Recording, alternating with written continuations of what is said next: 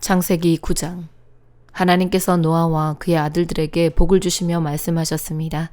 자녀를 많이 낳고 번성해 땅에 가득하라. 땅의 모든 짐승들과 공중의 모든 새들과 땅에 기는 모든 것들과 바다의 모든 물고기들이 너희를 두려워하고 무서워할 것이다. 이것들을 너희 손에 준다. 살아있어 움직이는 모든 것들이 너희의 양식이 될 것이다. 푸른 채소와 같이 이 모든 것을 너희에게 주었다. 그러나 고기를 피가 있는 채로 먹어서는 안 된다. 피에는 생명이 있다. 너희가 생명의 피를 흘리면 반드시 값을 치를 것이다. 그것이 짐승이면 그 짐승에게 그 피에 대해 값을 치를 것이며, 사람이 같은 사람의 피를 흘리게 하면 그 사람에게도 그 피에 대해 값을 치를 것이다. 하나님께서 자기의 형상대로 사람을 만드셨기 때문에 누구든지 사람의 피를 흘리면 사람에게 피 흘림을 당할 것이다. 너희는 자녀를 많이 낳아 번성하라. 땅에서 수가 불어나 땅에서 번성하라. 그리고 하나님께서 노아와 그와 함께 있던 그의 아들들에게 말씀하셨습니다. 보라, 내가 너희와 너희 뒤에 올 너희의 자손과 언약을 세운다. 또한 너희와 함께 있던 모든 생물들, 곧 너희와 함께 있던 새와 가축과 모든 들짐승들, 방주에서 나온 땅의 모든 생물들과 언약을 세운다. 내가 너희와 언약을 세워 다시는 모든 육체가 홍수로 인해 멸절되지 않을 것이며 다시는 이 땅을 멸망시키는 홍수가 없을 것이다. 하나님께서 말씀하셨습니다.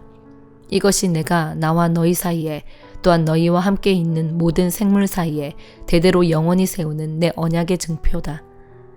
내가 구름 속에 내 무지개를 두었으니 그것이 나와 땅 사이에 세우는 언약의 표시가 될 것이다. 내가 땅 위에 구름을 일으켜서 그 속에 무지개가 나타날 때 내가 나와 너 사이에 그리고 모든 종류의 생물들 사이에 세운 내 언약을 기억하겠다. 물이 홍수가 돼 모든 육체를 멸망시키는 일이 다시는 없을 것이다. 무지개가 구름 속에 나타나면 내가 그것을 보고 나 하나님과 이 땅 위의 모든 육체 사이에 세운 영원한 언약을 기억하겠다. 하나님께서 노아에게 말씀하셨습니다. 이것이 내가 나와 이 땅 위의 모든 육체 사이에 세운 언약의 표시다. 방주에서 나온 노아의 아들들은 셈, 함, 야벳인데 함은 가나안의 조상입니다. 이 세 사람이 노아의 아들들이었고 이들로부터 온 땅에 사람들이 퍼지게 됐습니다. 노아가 땅을 일구기 시작해 포도원을 세웠습니다. 그가 포도주를 마시고 취해 자기 장막 안에서 벌거벗고 있었을 때 가나안의 조상인 함이 자기 아버지가 벌거벗은 것을 보고는 밖에 있던 다른 두 형제에게 이 사실을 말했습니다. 그러자 셈과 야벳은 겉옷을 어깨에 걸치고 뒷걸음으로 들어가서 아버지의 벌거벗은 몸을 덮어주었습니다. 그들은 아버지가 벌거벗은 것을 보지 않으려고 얼굴을 돌렸습니다. 노아가 술있게 자기 작은 아들이 자기에게 한 일을 알게 됐습니다. 그래서 노아는 말했습니다. 가나안은 저주를 받을 것이다. 가나안은 가장 낮고 천한 종이 돼 그의 형제들을 섬기게 될 것이다. 그리고 노아가 다시 말했습니다. 셈의 하나님 여호와를 찬송하리니 가나안은 셈의 종이 될 것이다.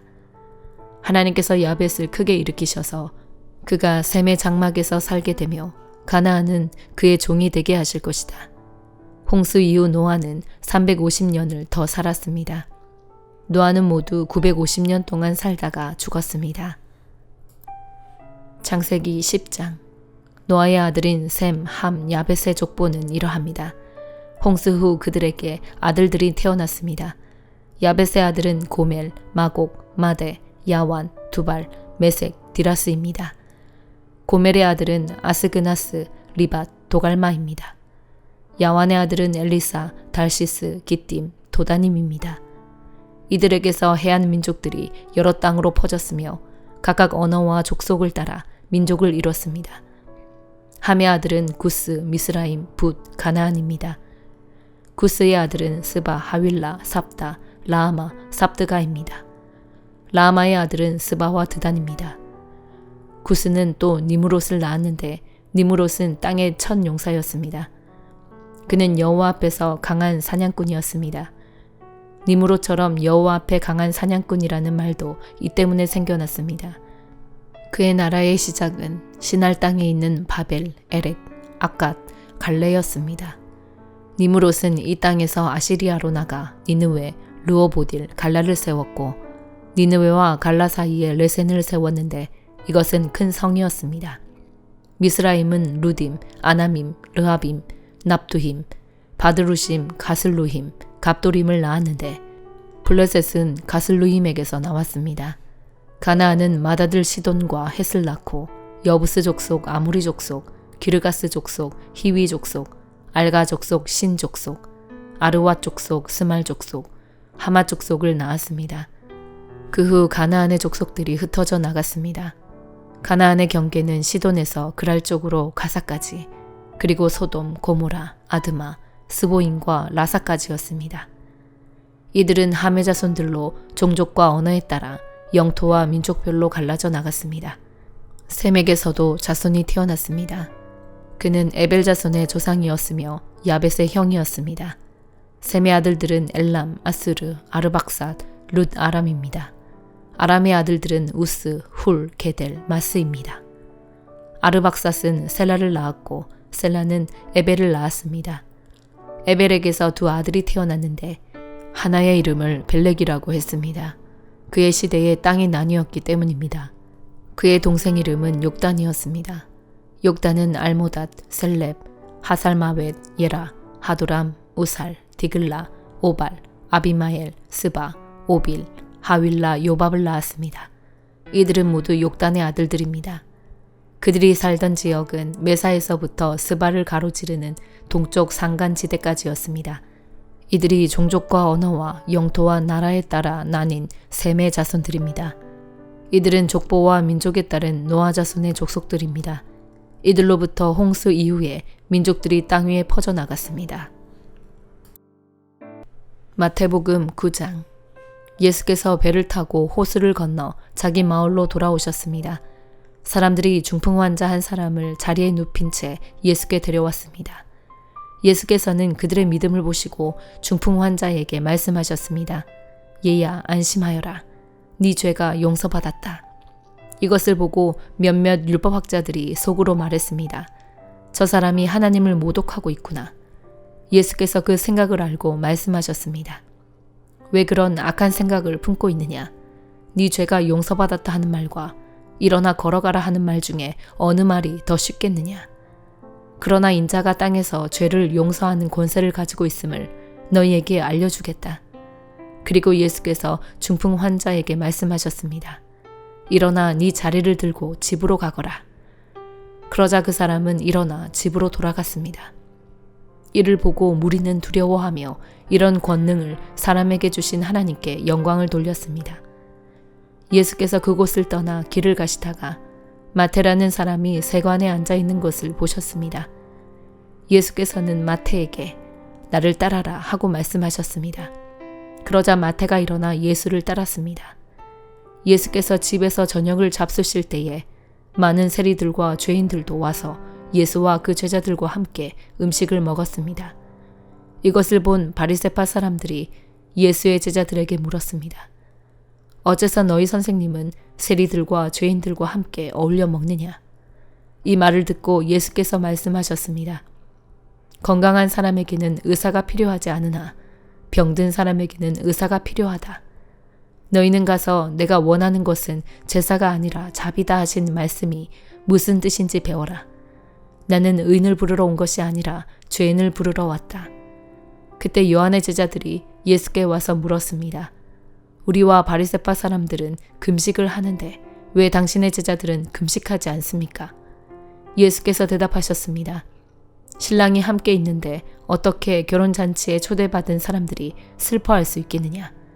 그러나 신랑을 빼앗길 날이 올 것이다. 그때에는 그들도 금식할 것이다. 낡은 옷에 새로운 천 조각을 대고 깁는 사람은 없다. 그렇게 하면 새로운 천 조각이 낡은 옷을 잡아당겨 더 찢어지게 된다. 새 포도주를 낡은 가죽 부대에 담는 사람도 없다. 그렇게 하면 부대가 터져 포도주가 쏟아지고 부대도 못 쓰게 된다. 그러니 새 포도주는 새 부대에 담아야 둘 다 보존된다. 예수께서 이 말씀을 하고 계실 때에 갑자기 회당장 한 사람이 와서 예수 앞에 무릎을 꿇고 말했습니다. 제 딸이 방금 죽었습니다. 그러나 오셔서 아이에게 손을 얹어주시면 다시 살아날 것입니다. 예수께서 일어나 그와 함께 가셨습니다. 제자들도 뒤따랐습니다. 바로 그때 12년 동안 혈루병을 앓고 있던 한 여인이 예수 뒤로 다가와 예수의 옷자락을 만졌습니다. 여인은 예수의 옷자락만 만져도 내가 나을 것이다 라고 생각한 것입니다. 예수께서 돌아서서 그 여인을 보시며 말씀하셨습니다. 딸아, 안심하여라. 네 믿음이 너를 구원했다. 그 순간 여인은 병이 나았습니다. 예수께서 그 회당장의 집으로 들어가셨습니다.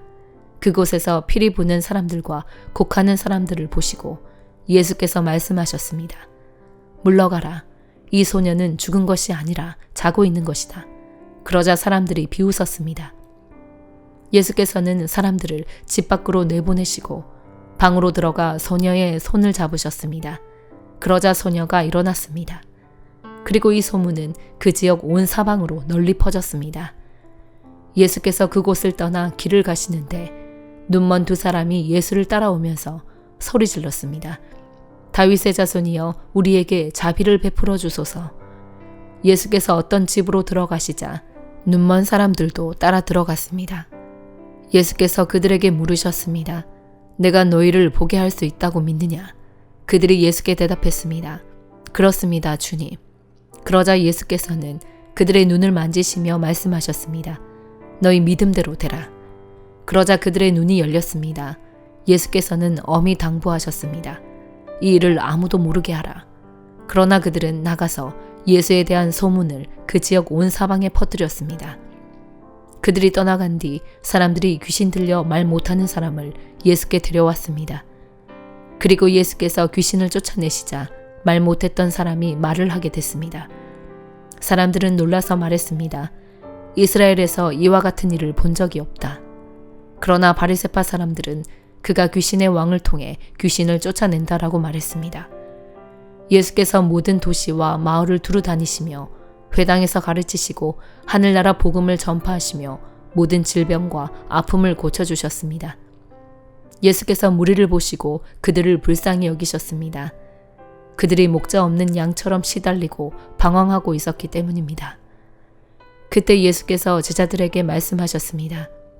추수할 것은 많은데 일꾼이 적구나. 그러므로 추수할 주인에게 추수할 들판으로 일꾼을 보내달라고 요청하라. 에스라 9장. 이런 일을 마치고 나자 관리들이 내게 와서 말했습니다. 이스라엘의 백성들, 제사장과 레위 사람들이 이 땅 민족들과 스스로 구별하지 않고 그들의 가증스러운 관습들, 곧 가나안 사람들, 헷 사람들, 브리스 사람들, 여부스 사람들, 암몬 사람들, 모압 사람들, 이집트 사람들, 아모리 사람들의 관습들을 따르고 있습니다. 이스라엘 백성들은 이 땅 사람들의 딸을 데려와 아내와 며느리로 삼고 거룩한 씨를 이방 민족과 섞고 있습니다. 사실 지도자들과 관리들이 앞장서서 이런 죄악을 저지르고 있습니다. 나는 이 말을 듣고 나서 내 속옷과 겉옷을 찢고 머리털과 수염을 잡아 뜯고는 기가 막혀 앉아 있었습니다. 포로로 잡혀갔다 돌아온 사람들의 이런 죄 때문에 이스라엘의 하나님의 말씀을 두려워하는 모든 사람이 내게 모였습니다. 나는 저녁 제사 때까지 망연자실하게 앉아 있었습니다. 저녁 제사 때가 되자 나는 무거운 마음을 털고 일어나 내 속옷과 겉옷을 찢은 채로 무릎을 꿇고 내 하나님 여호와께 손을 들고 기도했습니다. 하나님이여, 제가 주께 하나님께 얼굴을 들기가 너무 부끄럽고 민망스럽습니다. 우리의 죄가 우리 머리보다 높고 우리의 죄악이 하늘까지 닿았기 때문입니다. 조상들 때부터 지금까지 우리 죄악이 너무 컸습니다. 우리 죄 때문에 우리 자신은 물론 우리 왕들과 우리 제사장들이 이 땅의 왕의 손에 넘겨져 칼에 맞고 포로로 잡혀가고 약탈당하고 수모를 겪으면서 오늘까지 왔습니다. 그러나 이제 잠시 동안 우리 하나님 여호와께서 은혜를 베풀어 주셔서 살아남은 사람들을 우리에게 남겨두시고 그분의 성소에 굳건한 자리를 마련해 주셨습니다. 우리 하나님께서 우리의 눈을 밝히고 속박에서 조금씩이나마 회복시켜 주십니다. 우리는 매인 사람들이었지만 하나님께서는 우리가 속박당했을 때에도 우리를 버리지 않으시고 오히려 페르시아 왕 앞에서 우리에게 자비를 베풀어 회복을 허락하셨고 우리 하나님의 집을 다시 짓고 그 허물어진 것을 복구하게 하셨고 유다와 예루살렘에서 보호받을 수 있는 성벽을 주셨습니다. 우리 하나님이여, 이런 일이 있었는데 우리가 주의 계명을 저버렸으니 우리가 무슨 말을 하겠습니까? 주께서 주의 종 예언자에게 계명을 주시며 말씀하시지 않았습니까? 너희가 들어가 차지하게 될 이 땅은 이 땅 민족의 부정한 것들로 가득 찬 땅이다. 이 끝부터 저 끝까지 가증한 것으로 가득 차 있고 더러운 것이 들끓는 곳이니 너희 딸을 그들의 아들에게 시집 보내지 말고 그들의 딸을 너희 아들을 위해 데려오지 말고 어떤 경우에도 그들과 동맹을 맺지 말라. 그래야 너희가 강해져서 그 땅의 좋은 것을 먹고 그 땅을 너희 자식들에게 영원한 기업으로 남기게 될 것이다. 우리에게 일어난 일은 우리의 악행과 우리의 큰 죄악에서 비롯된 것입니다. 그러나 우리 하나님이신 주께서는 우리 죄악보다 형벌을 가볍게 하시고 우리에게 이렇게 구원을 주셨습니다. 그런데 우리가 다시 주의 계명을 어기고 그런 가증스러운 짓을 하는 민족들과 섞여 혈연을 맺어야 되겠습니까? 주께서 우리를 노여워해 한 사람도 남거나 피할 사람이 없도록 모조리 멸망시키는 게 당연하지 않겠습니까? 이스라엘의 하나님 여호와여, 주는 의로우십니다. 우리가 오늘과 같이 살아남게 되었기 때문입니다. 보십시오. 우리가 여기 주 앞에 우리의 죄악 가운데 있습니다. 그것 때문이라면 우리 가운데 하나라도 주 앞에 설 수 없습니다. 사도행전 9장. 한편 사울은 여전히 주의 제자들을 위협하며 그들을 죽일 기세로 대제사장에게 나아가 다메섹의 여러 회당들에 써보낼 공문을 요청했습니다. 거기서 그 도를 따르는 사람을 만나기만 하면 남자와 여자를 가리지 않고 잡아다가 예루살렘으로 끌고 오기 위해서였습니다. 사울이 길을 떠나 다메섹 가까이 도착했을 때 갑자기 하늘에서 빛이 비춰 그를 둘러쌌습니다. 사울이 땅에 쓰러졌습니다. 그때 그는 사울아 사울아 네가 왜 나를 핍박하느냐 하는 음성을 들었습니다. 사울이 주여 누구십니까? 라고 묻자 나는 네가 핍박하는 예수다. 지금 일어나 시내로 들어가거라. 네가 해야 할 일을 일러줄 사람이 있을 것이다. 라고 대답하셨습니다. 사울과 함께 가던 사람들은 소리만 들리고 아무도 보이지 않아 아무 말도 못하고 멍하니 그곳에 서 있었습니다. 사울은 땅에서 일어나 눈을 떠 보았으나 아무것도 볼 수 없었습니다. 그래서 그는 같이 가던 사람들의 손에 이끌려 다메섹으로 들어갔습니다. 사울은 3일 동안 앞을 보지 못한 채 먹지도 마시지도 않았습니다. 그때 다메섹에는 아나니아라는 제자가 있었습니다. 주께서 환상 가운데 아나니아야 하고 부르셨습니다. 그가 예 주여 라고 대답하자 주께서 아나니아에게 말씀하셨습니다. 너는 어서 곧은 길이라고 부르는 거리로 가거라. 그리고 그곳에 있는 유다의 집에서 5 사람 사울을 찾아라. 지금 그가 기도하고 있다. 그는 환상 가운데 아나니아라는 사람이 와서 자기에게 손을 얹어 다시 보게 해주는 것을 보았다. 아나니아가 대답했습니다. 주여, 제가 이 사람에 대해 여러 가지 말을 들었는데 예루살렘에 있는 주의 성도들에게 온갖 해를 끼쳤다고 합니다. 그리고 그는 대제사장들로부터 권한을 받아 주의 이름을 부르는 사람들을 모두 잡아가려고 여기에 왔다고 합니다. 그러자 주께서 아나니아에게 이렇게 말씀하셨습니다. 가거라. 이 사람은 이방 사람들과 왕들과 이스라엘 사람들 앞에서 내 이름을 전하도록 선택한 내 도구다. 내 이름을 위해 그가 얼마나 많은 고난을 당해야 할지 내가 그에게 보여줄 것이다. 그리하여 아나니아는 그 집을 찾아 들어가 사울에게 손을 얹으며 말했습니다. 사울 형제여, 오는 길에 당신에게 나타나셨던 주 예수께서 나를 보내 당신이 다시 볼 수 있게 하시고 성령을 충만히 받도록 하셨습니다. 그러자 즉시 사울의 눈에서 비늘 같은 것이 떨어져 나가더니 그가 다시 볼 수 있게 됐습니다. 그리고 그는 일어나 세례를 받은 후 음식을 먹고 기운을 되찾았습니다. 그는 곧바로 여러 회당에서 예수가 하나님의 아들이심을 선포하기 시작했습니다. 그 말을 들은 사람들은 모두 놀라며 이렇게 말했습니다. 이 사람은 예루살렘에서 예수 이름을 부르는 사람들에게 해를 입히던 사람이 아닌가. 또 그가 여기 온 것도 그들을 잡아 대제사장들에게 끌고 가려던 것이 아닌가. 그러나 사울은 더욱더 힘을 얻어 예수가 그리스도이심을 증명해 다메섹에 사는 유대 사람들을 어리둥절하게 만들었습니다. 여러 날이 지난 후 유대 사람들은 사울을 죽이려는 음모를 꾸몄습니다. 그러나 사울이 그들의 계획을 알게 됐습니다. 그들은 사울을 죽이려고 밤낮으로 성문을 철저하게 지키고 서 있었지만 사울의 제자들이 밤에 사울을 광주리에 담아 성벽을 통해 성 밖으로 달아내렸습니다. 사울은 예루살렘으로 올라가서 제자들과 교제하려고 했으나 그들은 사울이 제자가 된 것을 믿지 않고 모두 그를 두려워했습니다. 그러나 바나바는 사울을 데리고 사도들에게 가서 사울이 길에서 어떻게 주를 보았으며 주께서 그에게 말씀하신 것과 다메섹에서 그가 예수의 이름을 담대하게 전한 것을 그들에게 이야기해 주었습니다. 이렇게 해서 사울은 제자들과 함께 지내게 됐고 예루살렘을 자유롭게 다니면서 주의 이름을 담대하게 전했습니다. 사울은 그리스파 유대 사람들과 대화를 하고 논쟁도 벌였는데 그들은 사울을 죽이려고 음모를 꾸몄습니다. 형제들이 이 사실을 알고 사울을 가이사랴로 데리고 내려갔다가 다시 다소로 보냈습니다. 이렇게 해서 유대와 갈릴리와 사마리아에 온 교회가 든든히 서가면서 평안을 누리게 됐습니다. 그리고 교회는 주를 두려워하고 성령의 위로를 받으면서 그 수가 점점 더 늘어갔습니다. 한편 베드로는 여러 지역을 두루다니다 루다에 사는 성도들을 방문하게 됐습니다. 거기서 애니아라는 사람을 만났는데 그는 중풍에 걸려 침대에 누워있은 지 벌써 8년이나 됐습니다. 베드로가 그에게 애니아여 예수 그리스도께서 그대를 고치실 것이요 일어나 자리를 정돈하시오. 그러자 곧 애니아가 일어났습니다. 루다와 사론에 살고 있던 모든 사람들이 그를 보고 주께로 돌아왔습니다. 요빠에는 다비다라고 부르는 여제자가 있었는데 그리스 말로는 도르가입니다. 그녀는 언제나 선한 일을 하고 가난한 사람들을 도왔습니다. 그 무렵 다비다가 병들어 죽게 되자 그 시신을 씻어 다락방에 두었습니다. 루다는 요빠에서 가까운 거리인데 제자들은 베드로가 루다에 있다는 소식을 듣고 두 사람을 베드로에게 보내 속히 와달라고 간청했습니다. 그래서 베드로는 일어나 그들과 함께 갔습니다.